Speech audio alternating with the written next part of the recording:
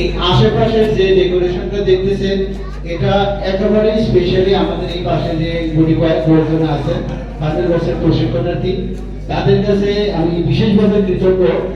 আমি ছোট্ট একটা জিনিসের দিকে খেয়াল করতে চাই স্যার, আপনারা 2024 দিকে যদি একটু খেয়াল করেন 2024 20-এর পরে যে একটা 2 আছে সেটা খালি চোখে দেখা যায় না, ওইখানে স্যার আরো অনেক কিছু লেখা আছে। ওইখানে ফাইনাল ব্যাচের অনেকগুলো স্টুডেন্টের নাম লেখা আছে।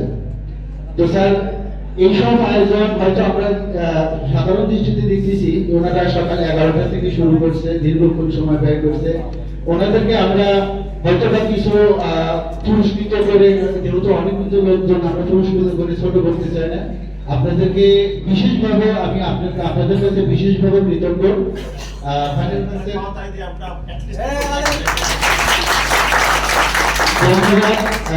এই উৎসাহ এরা পরবর্তীতে কোনো অনুষ্ঠান বলে এরা আরো উৎসাহ পাবে। স্পেশালি আপনাদের জন্য আমরা ছোট পরিসরে যারা আয়োজন করছেন তাদের জন্য আমরা চেষ্টা করব, সেটা এখানে না বলি। এখানে আমাদের সফলকামী সফলতা অর্জন করছেন অনেকে অনেক ধরনের কথা বললেন, আপনারা খুব ধৈর্য সহকারে শুনছেন, এটা অবশ্যই ভালো লাগার বিষয়। কারণ চেহারা দেখলে মানুষের অনেক কিছু বলা যায়, মনের কথা তো বলাই যায়, আরো অনেক কিছু বোঝা যায়। তো আমি আপনাদের চেহারা দেখে অনুধাবন করতেছি অন্য সময় যদি মিষ্টি খাওয়াতে আসে তখন আপনারা একটা উস্কো খুস্কো ভাব চলে আসে আপনাদের ভিতরে, কিন্তু এখন ওই উস্কো খুস্কো ভাবটা নাই। কারণ এই অনুষ্ঠানটা আপনাদের, এর জন্যই হয়তোবা হতে পারে। এখানে যারা কথা বলছেন হয়তোবা অনেকে তাদের মতো করে বলছে, তো আমি ওই দিকে না যাই। এখানে অনেকগুলো উদাহরণ আসতে পারে। উদাহরণ যদি আসে, যদি আপনার চাকরির ক্ষেত্রে উদাহরণ আসে, আমি সর্বপ্রথম উদাহরণ হিসেবে দাঁড় করাতে চাই আমাদের শ্রদ্ধ বড় ভাই তারেক। আরো যদি পিছনে যেতে চাই তাহলে আমি স্মরণ করতে চাই বস্ত্র ও পাট মন্ত্রণালয়ের বর্তমানে এও জনাব হাসিবুল হোসেন, হাসিব যাকে আমরা চিনি। এরা হলো আমাদের উদাহরণ হতে পারে, কেননা এরা হলো ত্যাগের মূর্ত প্রতীক। এদের প্রতি এতটা আঘাত বিশ্বাস ছিল। আমি হাসিবের কথা দিয়ে আসি, সেটা হলো ওনার বয়স যখন 31 সালে তখন আমাদের সাথে তিনি সহযোগিতা বলতেছি ভাই আপনার তো আর হবে না, তাহলে আপনি একটা ওষুধ কোম্পানিতে ঢুকে যান।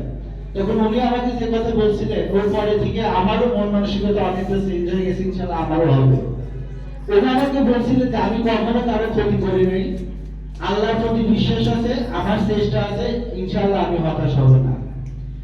এই আত্মবিশ্বাস নিয়ে তিনি আদায় গেছেন, উনি কিন্তু বিফল হন নাই। তারেক ভাই, দ্বিতীয় উদাহরণ যদি বলি, তারেক ভাই কিন্তু বহুত হতাশা। আপনারা এখনই 2-4টা পরীক্ষা দিলে আপনারা হতাশায় একেবারে ডুবে যান। তারেক ভাই আমাদের এখানে অনুপস্থিত, ওনার বাড়িতে আছে, ওনার আম্মা অসুস্থ। তো আপনারা এখনই, আপনারা কয়দিন আসছেন? হয়তো আজকে ফাহিমা প্রথম পরীক্ষা দিয়ে টিকে গেছে, তাকে আমরা অবশ্যই অভিনন্দন জানাই। এটা কোনো নজির বা উদাহরণ হতে পারে না, কেননা তার চেষ্টা ছিল, মানে সে ওইভাবে চেষ্টা করছে। আর রিজিকের ব্যবস্থা ফয়সালাকারী হলো আল্লাহ, তার সব মিলে হয়ে গেছে। তো আপনারা যে প্রথম পরীক্ষা দিয়ে ঠিক করে এরকম না, কারণ আপনারা ইতিপূর্বে অনেক পরীক্ষা অনেক প্র্যাকটিক্যাল কিন্তু দিচ্ছেন না।